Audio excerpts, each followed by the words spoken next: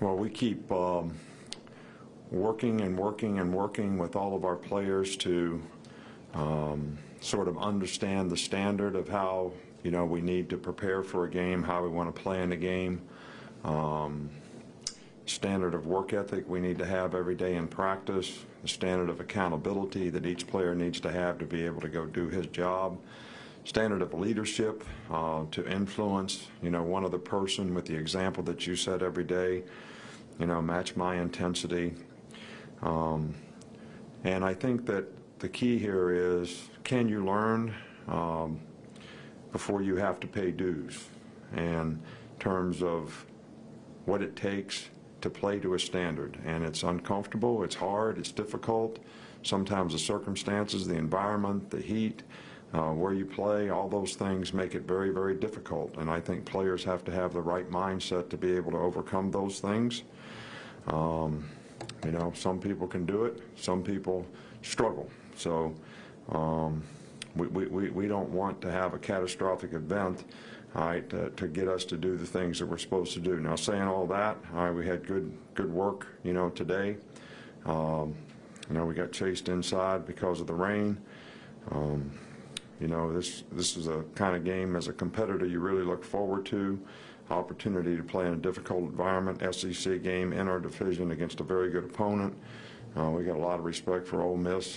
Coach Luke has done a really good job with this program, with these players, and taken over, a tough circumstance and done a marvelous job with it. And these guys present a lot of challenges because of the quality of players they have, but also, the schemes that they present on offense, defense, and special teams. And I think preparation for a game like this and mindset are really, really important to be able to go have the sort of mental toughness to sustain for 60 minutes. When things go bad, you have to overcome, and that certainly happens sometimes when you play on the road. So we're going to have to be at our best in this game to be able to have success against a good team.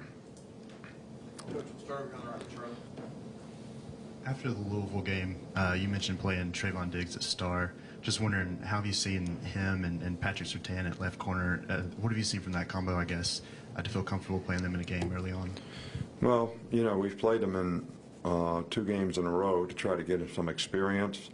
I think, we're happy with Shaheem Carter and what he's been able to do, but the one thing that Shaheem is sort of a jack of all trades. He can play star, he can play safety, he's played corner before, he's played money, he's played every place in the secondary, and he's smart. He understands the scheme really well. So, sometimes he gives a little bit of an opportunity to have some diversity in terms of how you play players, and that's why we've been able to change up a little bit. And I think what we're trying to do is, get guys experience for the future. Whether we have matchup issues in the future that we'd like to be able to use different players against, or if we, have somebody missing and we need to adjust in the back end. And I think that's the most important thing. But both those guys have done well at whatever position they've played, and I think this is the biggest challenge they're going to have to date in terms of the quality of receivers that we're going to have to play against, and the scheme that they use, and the quarterback that they have, and the balance that they have on offense. Goes to the middle with Michael. Yeah, on that topic, what makes those Ole Miss receivers so dangerous? Well, they've got great size. They all can run really, really well. They're very instinctive. They have good hands. They're very competitive, type guys. I think they have a lot of confidence in the scheme. I think they have a lot of confidence in the quarterback, and they've made a lot of explosive plays. So, that's a real challenge for us because you got to stop the run too. The one thing that they have this year, and what they, the last half of last season, they really bought into the running game and created some balance where you can't just play coverage on them, all the time. You got to worry about stopping the run too. Back with Cecil. Coach, has Joseph Bulovas continued to kick consistently through the week, and is that sort of the option going forward after he kicked well in the latter part of the week? Yeah, he's done well all week, and I think he's confident, and that's the plan moving forward. Coach, we'll come back over here with Taryn. What's it like having those 3 receivers, Ruggs, Judy, and Smith, as receivers on the team? And also, even though they're all talented, what makes them each different?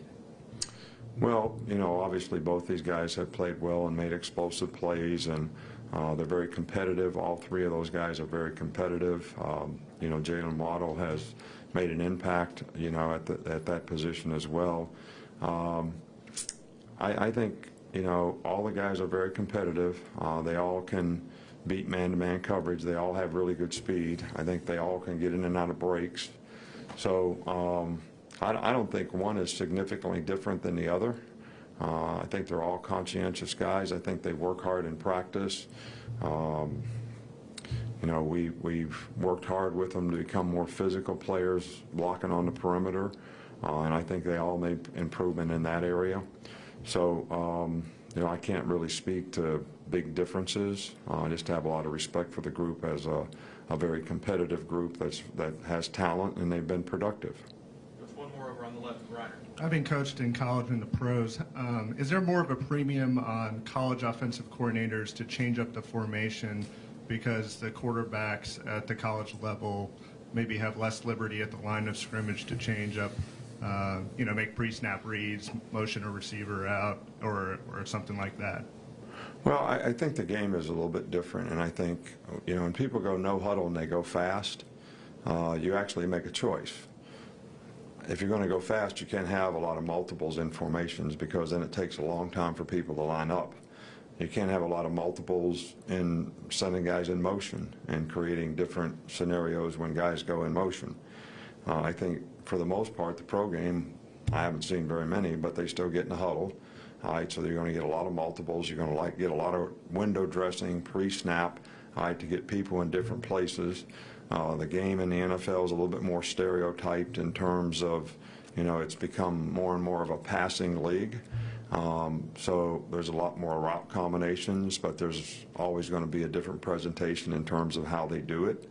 RPOs are starting to catch on, which I see, you know, has been used by Philadelphia at least last year when I watched them in the Super Bowl. So I think the game is a little bit different. I think most people, I mean, I saw Michigan State get in a huddle the other night when I was watching them play. I think that's the first team I've seen, you know, get in a huddle in college football since the flood, whenever that was. So it's just different. Okay, Coach, that's all we got. Thanks. Oh, you're easy tonight. Thank you.